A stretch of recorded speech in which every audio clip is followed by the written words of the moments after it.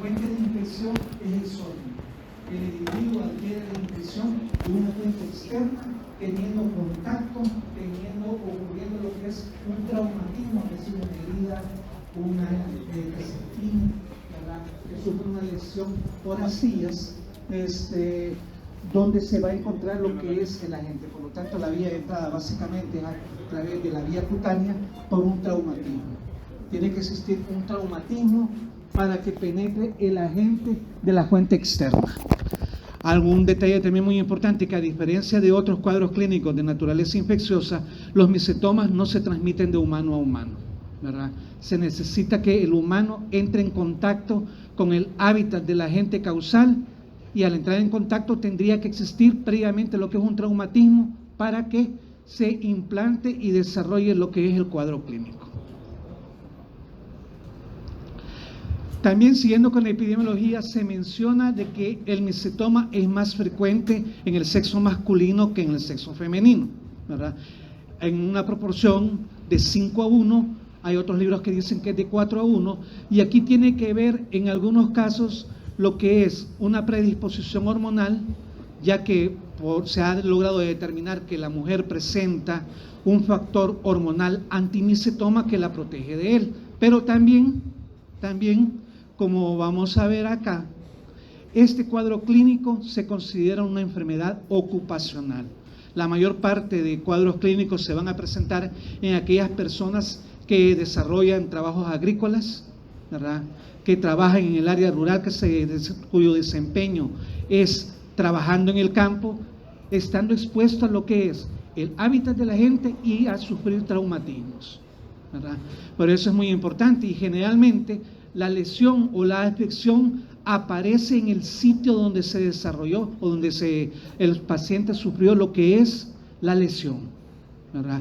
Por eso es que también se dice de que es más frecuente en el hombre, porque se supone, bueno, aunque ha cambiado muchas cosas de eso también, está mucho más expuesto el hombre por su ocupación, ¿verdad?, en este caso a sufrir lo que es este cuadro clínico. También se ha logrado determinar que existe una edad promedio en el cual predominan estas afecciones. Y fíjense bien, la edad oscila entre las pacientes que tienen entre 15 a 45 años. ¿Por qué razón entre esa edad? Porque se supone, ¿verdad?, que esa edad, sobre todo en el área rural, es la edad, por decirlo así, laboralmente activa, ¿verdad? A partir de esa edad, los individuos comienzan a trabajar en el campo, se están exponiendo poco a poco. El tiempo de evolución para que llegue el cuadro clínico a la presentación que les mencioné al inicio, que se presenta una zona tumefacta, que tenga fístulas y que expulse lo que son granos a través de las fístulas, el tiempo de evolución puede ser tan corto como 2 meses, o hay reportes en los libros de que puede durar hasta 54 años, y eso depende de muchos factores.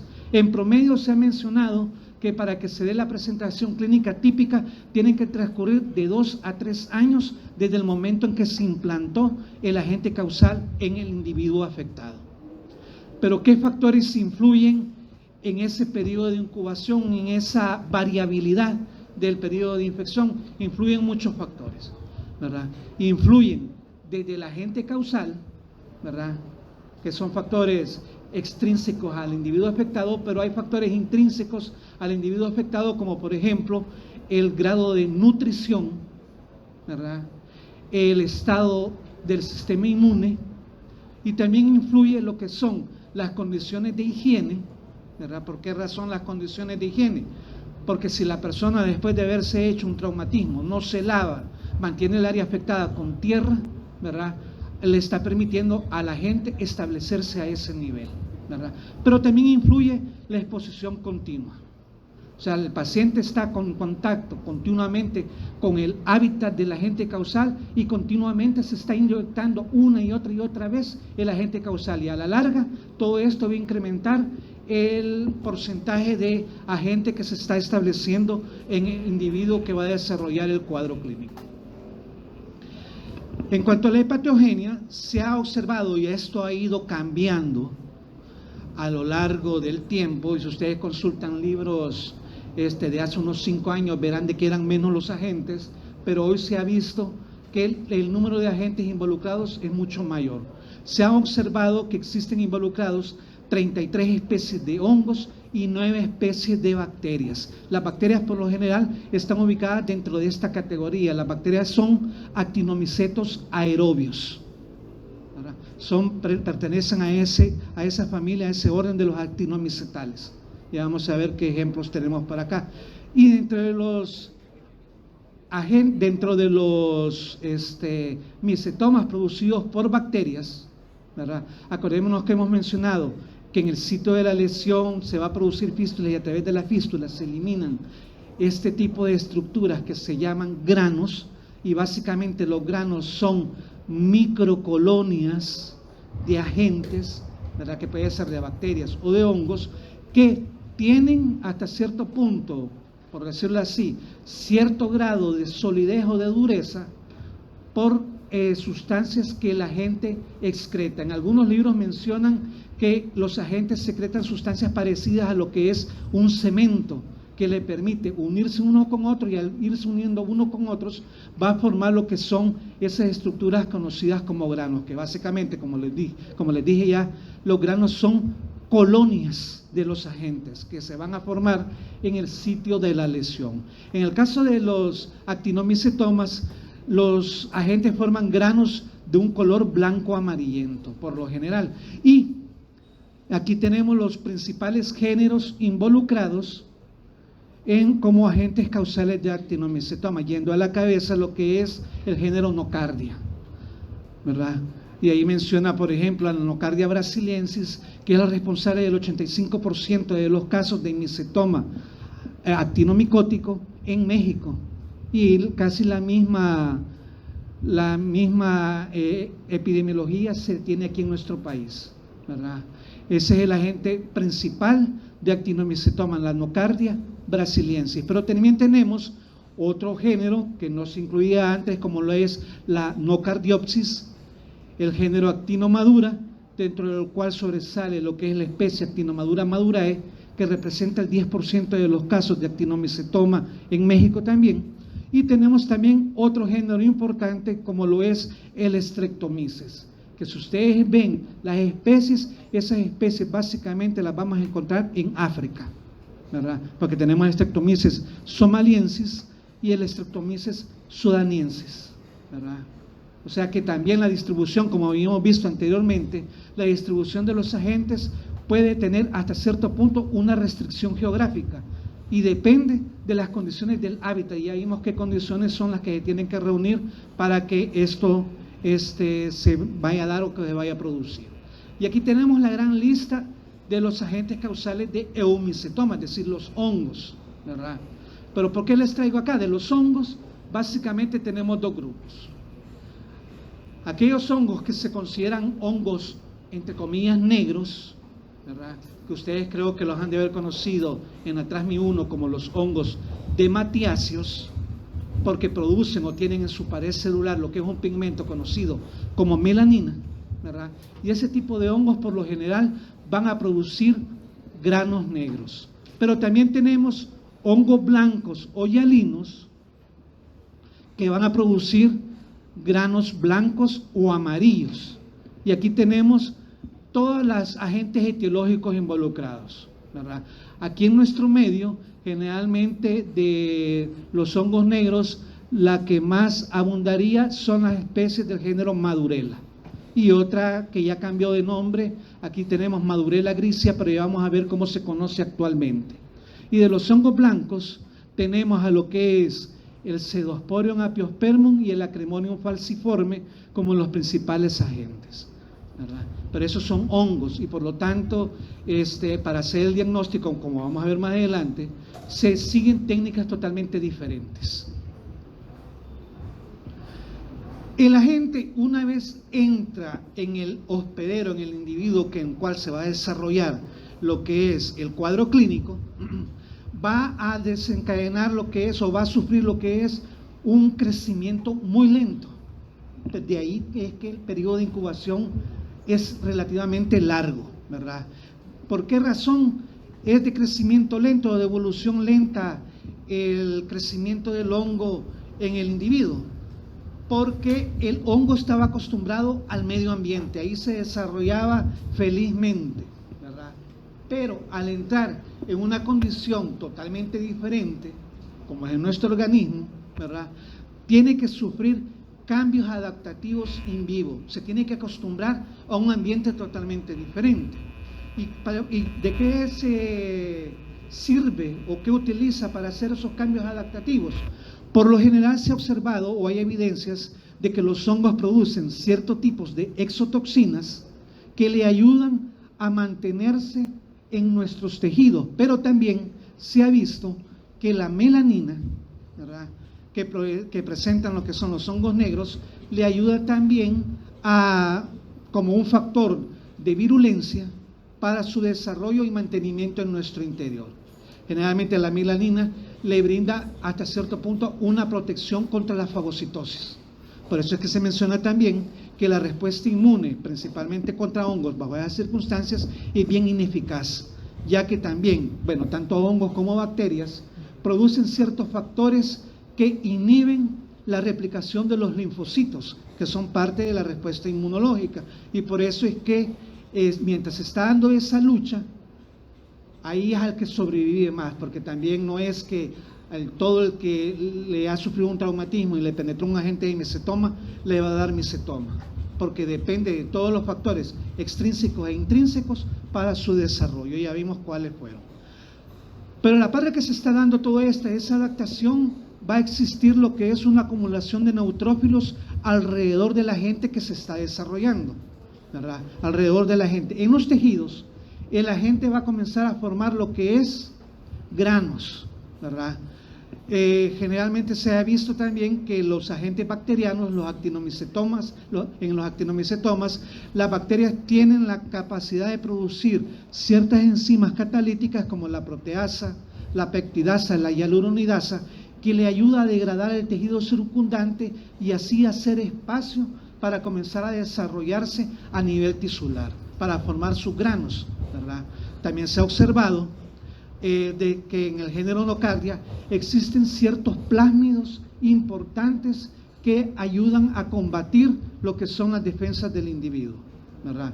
Así como también en el caso de los hongos se ha observado que el hongo duplica lo que es su pared celular y hay un reordenamiento de los carbohidratos de su citoesqueleto, que es lo que le permite establecerse a esos niveles. Y esos son, hasta cierto punto, mecanismos de patogenia y de virulencia que presentan estos agentes. Y debido a todo ello, debido a todas las armas que presentan los agentes involucrados, es que existe una alta resistencia a la infección, ¿verdad?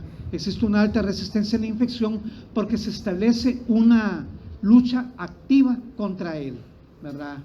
Que a pesar de que se estén produciendo todas estas sustancias o todos esos elementos, el sistema inmune intenta mantenerlo a raya, ¿verdad? El sistema inmune intenta mantenerlo a raya, pero siempre y cuando ustedes mantengan básicamente lo que es un estado de salud adecuado, no se les va a desarrollar el micetoma como tal. A nivel tisular, existe una reacción hística que se caracteriza por el acúmulo, como ya hemos mencionado, de polimorfos nucleares.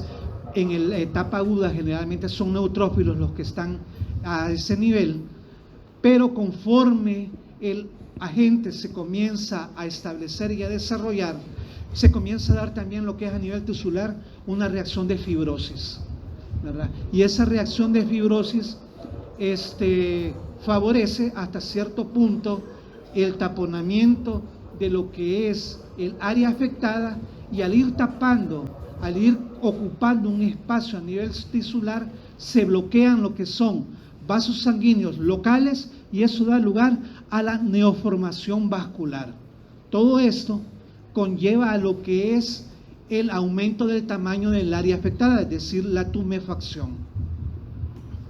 La lesión se va extendiendo por contigüidad hacia todos los niveles, ¿verdad? Tanto a nivel superficial, pero principalmente a nivel profundo, llegando a afectar, como ya habíamos mencionado, no solo tejido superficial y subcutáneo, sino que también puede afectar lo que es músculos y en última instancia también puede llegar a afectar lo que es huesos, pero la lesión a nivel óseo depende de la osteofilia del agente involucrado. Ya vamos a ver que hay algunos agentes que sí les gusta mucho lo que es el tejido óseo y destruyen huesos, ¿verdad? Es raro que se dé una diseminación hematógena o linfática. ¿En qué micosis vieron hace poco que existía una diseminación a través de los ganglios linfáticos? Que era una forma clínica principal de esa micosis subcutánea. ¿En cuál vieron? En esporotricosis, ¿verdad? En esporotricosis. Pero si generalmente ustedes como médicos ven que existe una diseminación por linfáticos, difícilmente van a pensar en lo que es un micetoma y tendrían que hacer un diagnóstico diferencial con esporotricosis, porque en sus inicios, cuando no está bien establecido el cuadro, pueden confundirse. Como les decía ahí, la evolución es progresiva y lenta. Poco a poco se va dando la afección a todos los niveles, pero por lo general se mantiene localizado en el miembro afectado. En el miembro afectado. Y como ya les había mencionado, la mujer presenta a nivel sérico un factor antimicetoma que todavía está en estudio, que lo protege contra el desarrollo. Pero el uso de inmunosupresores y glucocorticoides que alteran lo que es el metabolismo fisiológico normal, favorece el establecimiento y desarrollo de este tipo de cuadro, ¿verdad?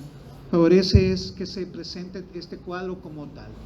El cuadro clínico, como ya hemos mencionado, el periodo de incubación es variado, depende de la gente. Se menciona que el periodo de incubación, si se trata de un agente bacteriano, es más corto que si se trata de un hongo, ¿verdad? Pero es de meses a años, en promedio de 2 a 3 años, para que se dé la presentación que vamos a ver ahí, cómo es que se observa un micetoma en sus etapas finales. La enfermedad en ambos micetomas, en las etapas iniciales, es muy similar, ¿verdad? Es muy similar. Y por eso ustedes tienen que recurrir a la historia clínica, tienen que recurrir a lo que es estudio epidemiológico y a análisis de laboratorio para ver qué tipo de micetoma es. Y existen variaciones, porque no todo se presenta de la misma manera. ¿Y de qué dependen las diversas presentaciones clínicas del micetoma?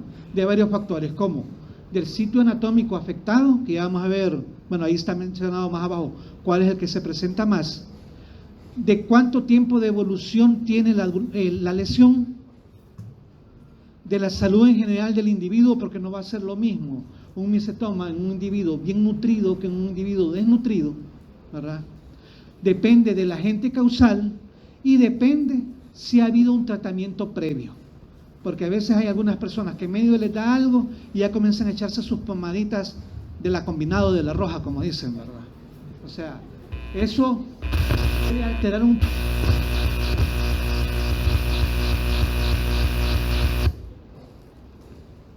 Pero como habíamos mencionado, debido al periodo de incubación, podríamos considerar a los micetomas como un cuadro de evolución crónica, porque no se desarrolla como una gripe que es en cuestión de días a una semana, ¿verdad?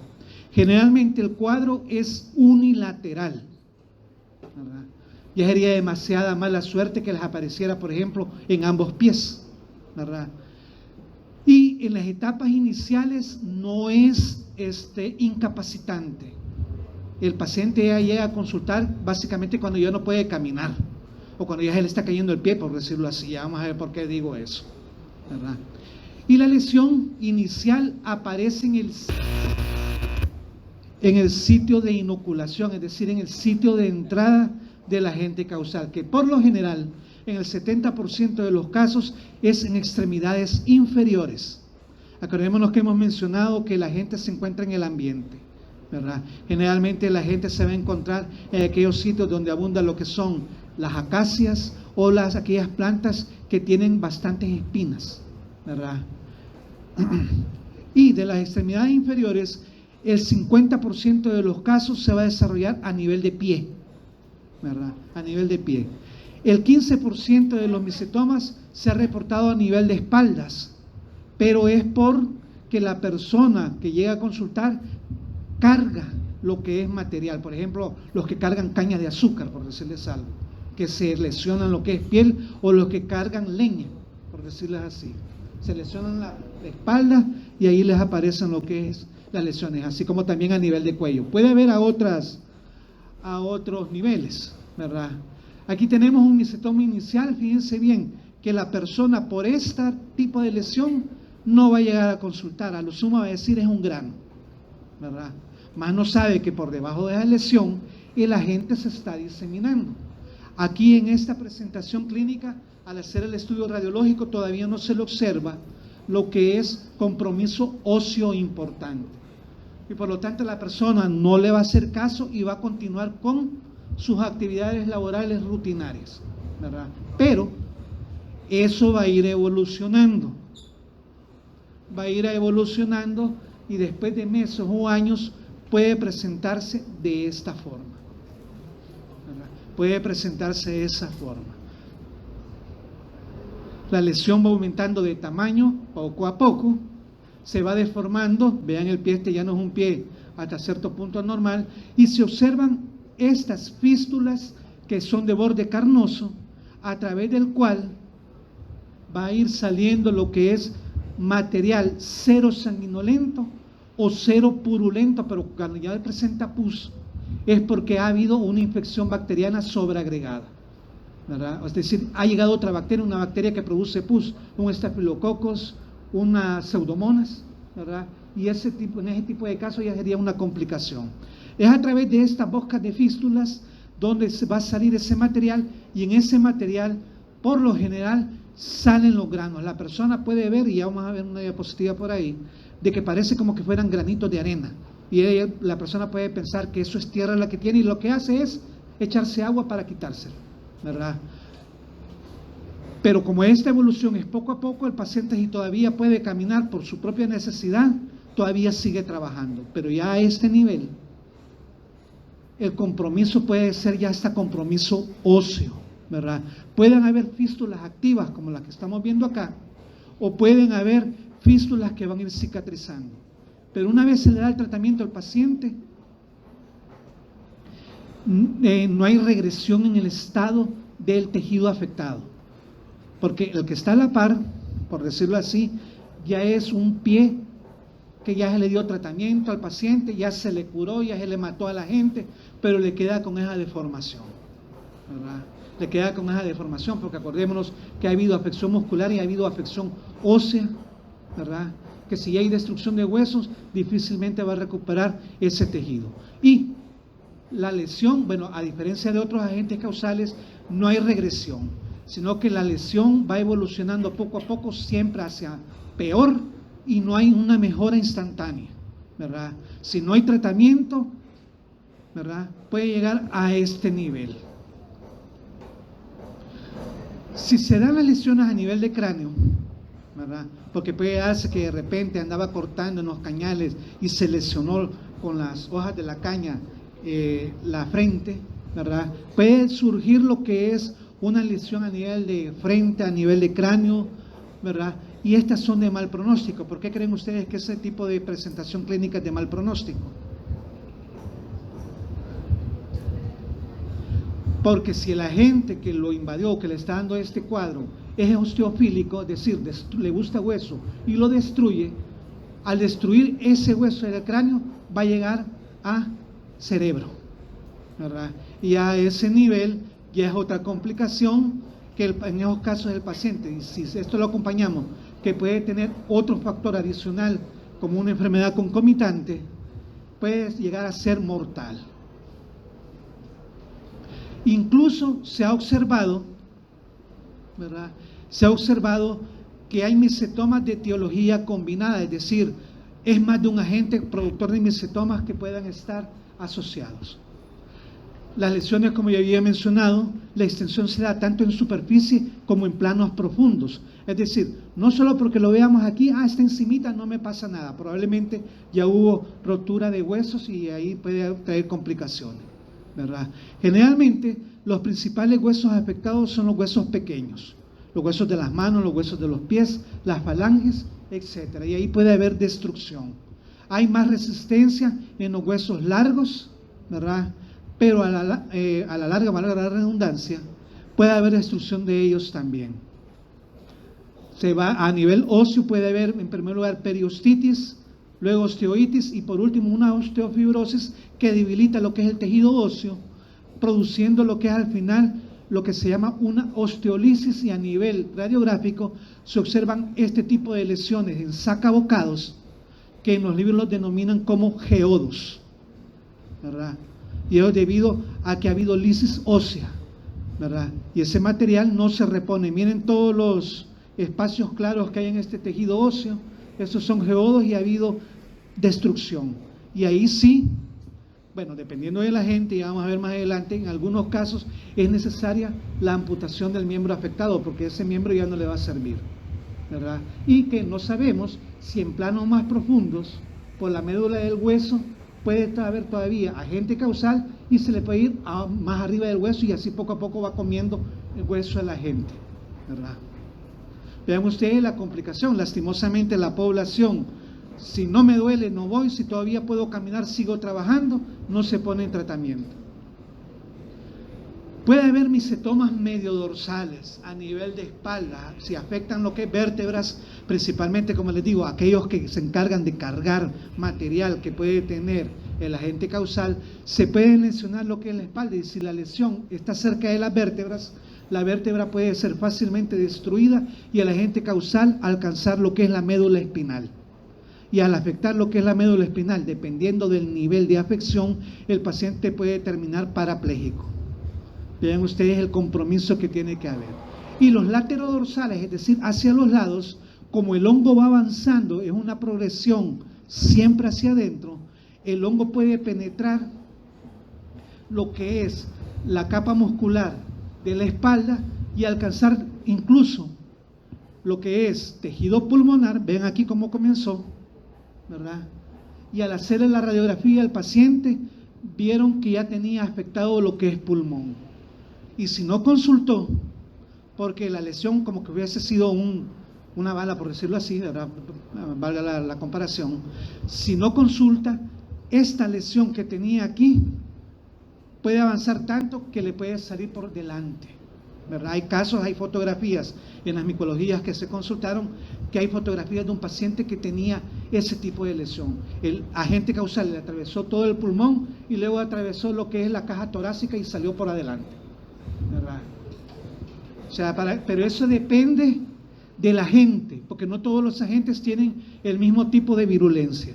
Generalmente los agentes bacterianos son los más virulentos en ese caso. Pueden haber misetomas en articulaciones. Imaginen que se cayó alguien y se raspó la rodilla y por mala suerte ahí estaba lo que era un agente de misetoma. No se trató solo medio, se echó algo, se echó agüita por lo menos, pero ya penetró lo que es el agente. Y el agente puede llegar a tomar articulaciones, y por ejemplo aquí tenemos la articulación de la rodilla, puede ser del codo también, y al comenzar a aumentar de tamaño el sitio afectado, ¿qué va a ocurrir? La persona ya no va a poder mover libremente, en ese caso la rodilla, y eso trae como consecuencia una incapacidad funcional, ¿verdad? Para que vean ustedes que algo tan sencillo como que se espinaron, me espiné, no pasa nada, ya me saqué la espina, si ahí está la gente y ustedes reúnen alguna de las condiciones, se les puede dar lo que es este tipo de presentación clínica. Y existen misetomas atípicos, es decir, cosas que no parecen misetomas, ¿verdad? Y eso depende de la forma, porque no todos los misetomas van a dar lo que es una deformación tan grande. Por ejemplo, aquí tenemos uno a nivel del pliegue del codo, que hasta ese nivel se quedó. No hay una tumoración tan grande, pero si ustedes se fijan y lo vemos más cerca, ahí hay bocas de fístulas, ¿verdad? Pero el agente causal era de los menos virulentos y hasta ese nivel se quedó. No hubo una producción, un cuadro más grotesco, ¿verdad?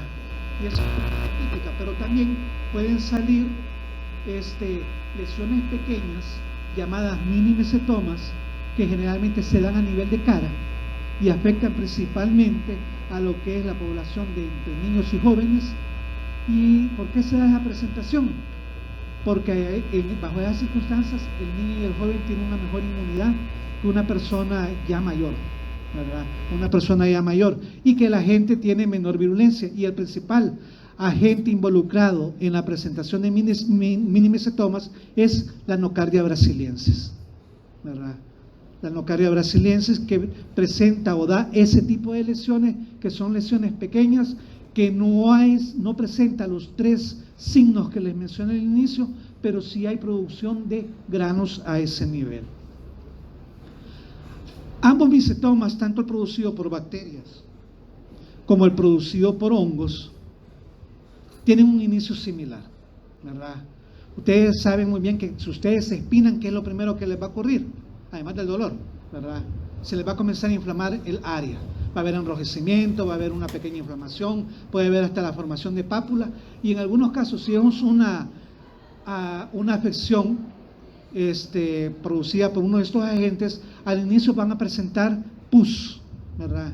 Pero poco a poco se va a ir curando, pero como hemos visto, su cuadro no se queda hasta ahí, va a ir progresando poco a poco. Y en el caso del eumicetoma, cuando ya el agente se estableció a nivel de tejido y comienza a formar las estructuras de colonización, es decir, las colonias, como dije yo que se llaman las colonias a nivel de tejido o de muestra, los granos, ¿verdad? Los granos, alrededor del grano se da lo que es una reacción de cuerpo extraño. Ustedes creo que ya deben saber qué es eso, ¿verdad? Alrededor del grano se va a observar una reacción que va a formar un granuloma, es decir, van a llegar varias células que tienen funciones inmunológicas que pretenden rodear a lo que es el agente extraño, en este caso un hongo o una bacteria, para mantenerlo en ese nivel.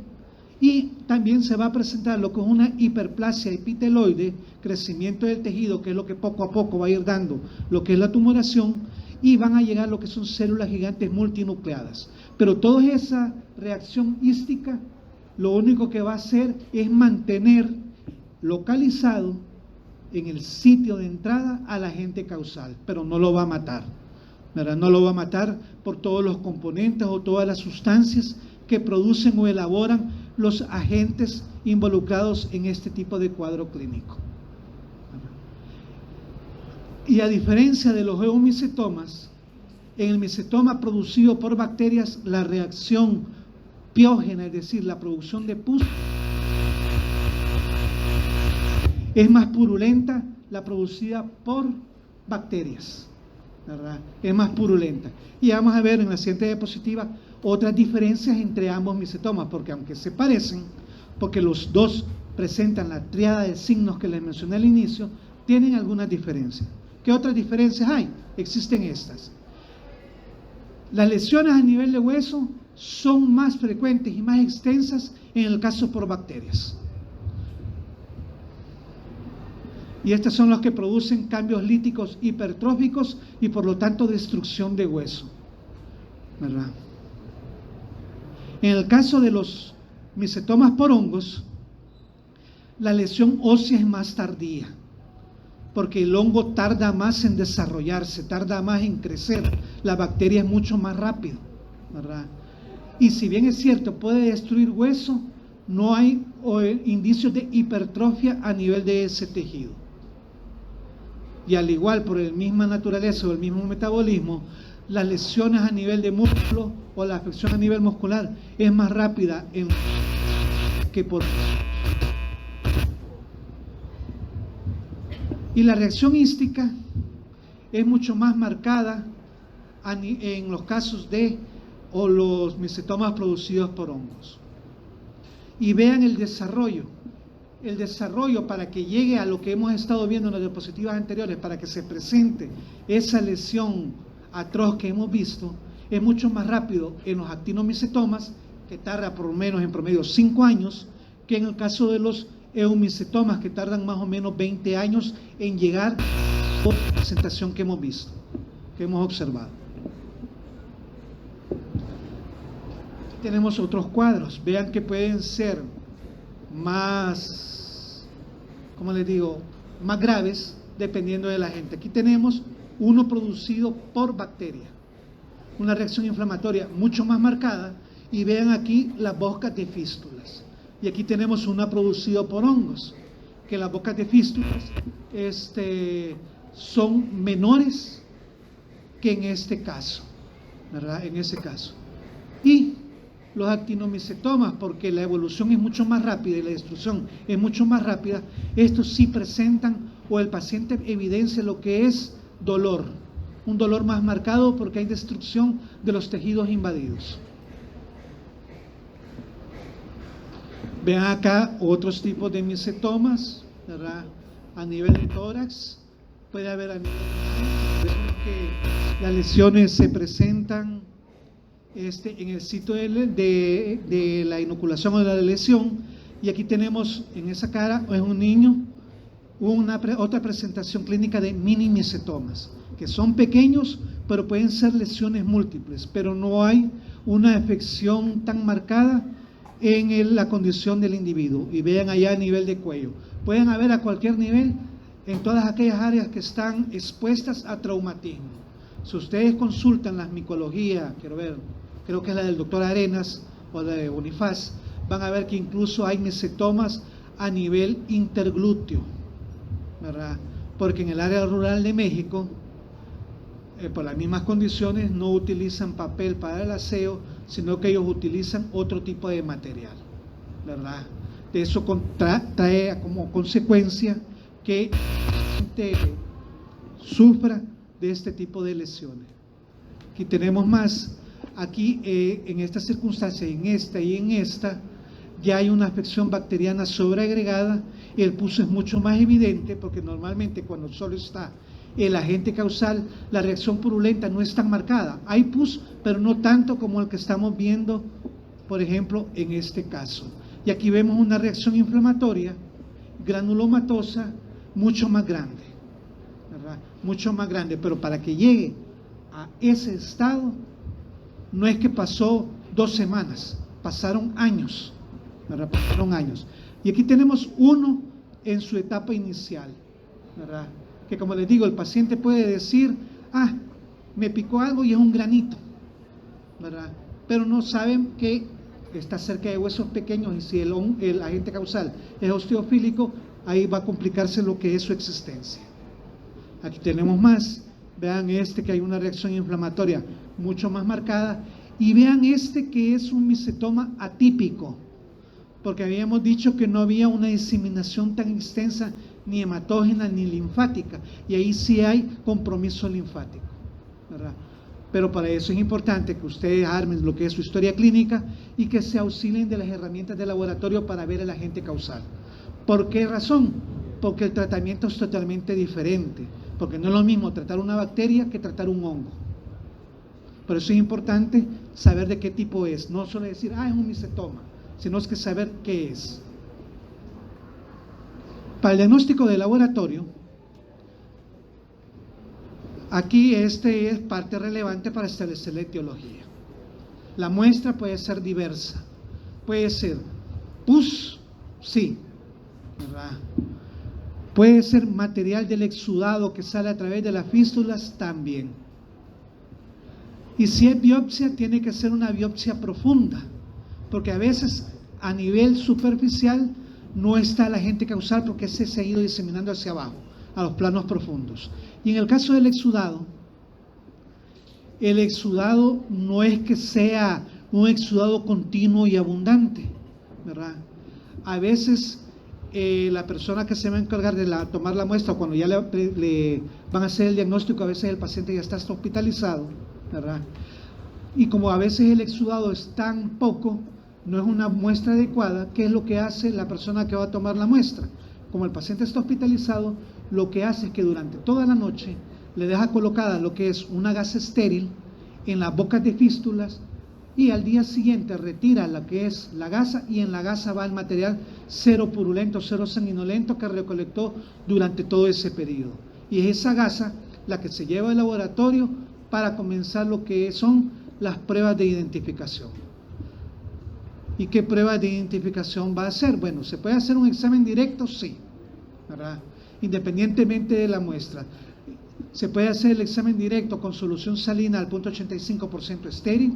Sí.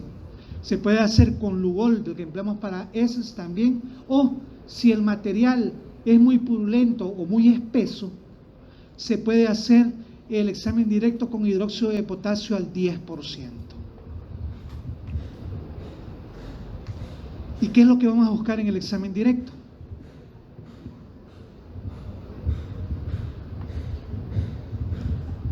Sí, básicamente estamos buscando indicios o pistas de la gente, pero ¿qué elemento, podríamos decir, patognomónico de micetoma encontraríamos en la muestra directamente?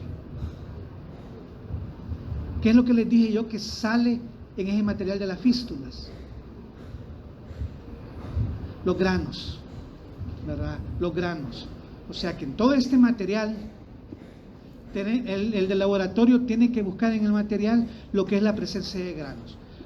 La ventaja es que algunos de estos granos son macroscópicos y no necesitan rebuscar, ¿verdad? Hay otros que miden 0.5 milímetros y se pueden ver a simple vista.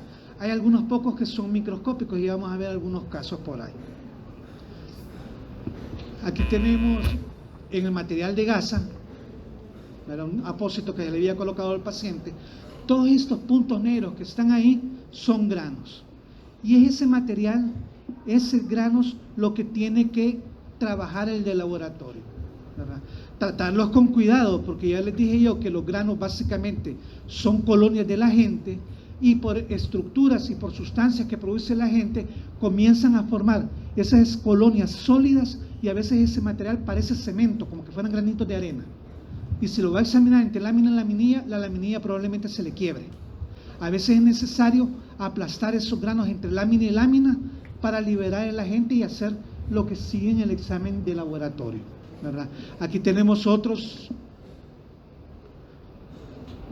granos que se han obtenido. Aquí hay otros también que son de diversos agentes, hay de diversos tamaños, ¿verdad? Generalmente los granos más grandes son los producidos por hongos, y vamos a ver esas características. Y es necesario estudiarlos, saber qué tipo de grano es, y por las características microscópicas que les voy a decir a continuación, se establece de qué tipo de grano es, ¿verdad? Que si es un grano por hongos o un grano por bacterias. Y aquí tenemos, en ese material, tenemos que visualizar. Haciendo patrones comparativos, vamos a decir que en cuanto a tamaño, son mucho más grandes los granos producidos por hongos, mucho más grandes, ¿verdad? Aunque hay sus excepciones, ¿verdad? Porque hay algunos de bacterias que también pueden ser grandes, pero generalmente son más grandes los del eumicótico. La forma también, generalmente la forma de los granos actinomicóticos es una forma bien regular. En algunos libros los describen que tienen una forma riñonada, en otros libros dicen que tienen forma de habas, como que fueran frijoles, pero tienen una forma bien regular. En cambio, los eumicóticos, la forma del grano es bien irregular, no tienen una forma definida. Y vamos a ver una imagen por ahí. Y en el interior de estos granos, el de laboratorio también, bueno, ustedes creo que lo van a ver la próxima semana en el laboratorio, si no me equivoco, ¿verdad? Van ustedes a observar otra característica, que en el interior del grano